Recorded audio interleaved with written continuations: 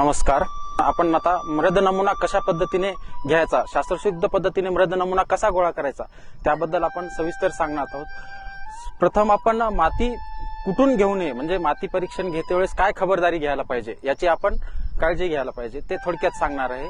की सर्वप्रथम आपण रासायनिक किंवा सेंद्रिय खते दिलेल्या जमिनीतून मृद नमुना गोळा करू नये, बांधाच्या परिसराचा नमुना गोळा करू नये, झाडाखालची माती घेऊ नये, जिथे जनावरे किंवा गुरे बांधलेली जागा आहे अशा ठिकाणची आपण माती नाही घ्यायला पाहिजे. ह्या इत्यादी ठिकाणची आपण माती नाही घ्यायला पाहिजे. आपण वर्षभरातून माती नमुना केव्हाही घेतो. शक्यतो माती नमुना हा आपल्याला रब्बीच्या पीक काढणीनंतर किंवा उन्हाळ्यामध्ये माती नमुना घ्यावा. माती नमुना गोळा करताना, मृद नमुना गोळा करते वेळेस आपल्याला जमिनीचा उतार, जमिनीची सुपीकता, जमिनीचा रंग ह्या सर्व बाबीचा विचार करून आपण जमिनीचे वेगवेगळे निरनिराळे भाग पाडायला पाहिजे. त्या प्रत्येक भागातून हा स्वतंत्र नमुना गोळा करायचा आहे. आता आपण ऑलरेडी हा खड्डा घेतलेलाच आहे. आपण माती नमुना कसा गोळा करणार आहोत या पद्धतीने तुम्हाला एक थोडक्यात सांगणार आहे.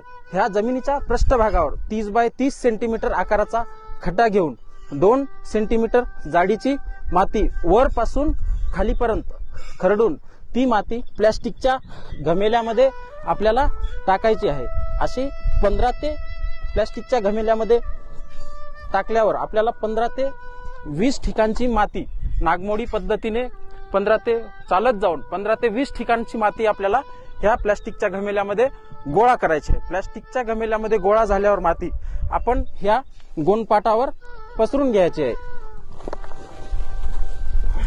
ह्या गोणपाटावर हाताने माती मिक्स करायची चांगली, जेणेकरून सगळे घटक ह्याच्यात मिक्स होईल.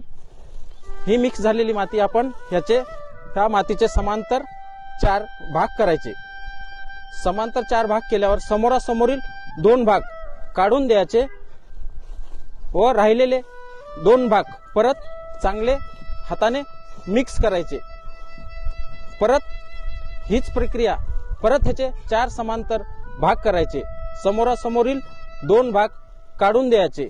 ही प्रक्रिया जोपर्यंत आपल्याला अर्धा ते 1 किलो माती शिल्लक राहील तोपर्यंत ही प्रक्रिया आपल्याला करायची. आणि शेवटी तयार झालेली ही माती आपण कापडी पिशवीत भरून घ्यायची.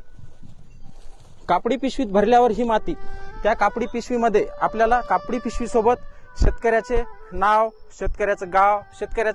नाव, गाव, तालुका, जिल्हा, सर्वे नंबर, जमिनीचा प्रकार, मृद नमुना काढलेला दिनांक, मागील हंगामात कोणते पीक घेतले, पुढील हंगामात कोणते पीक घ्यायचे, जमिनीचा प्रकार काय, मध्यम, भारी, ह्या सर्व नोंदी त्या कागदावर लिहायच्या आणि त्या पिशवीत टाकून आपला मृद नमुना प्रयोगशाळेत तपासणीसाठी पाठवून द्यायचा आहे. धन्यवाद.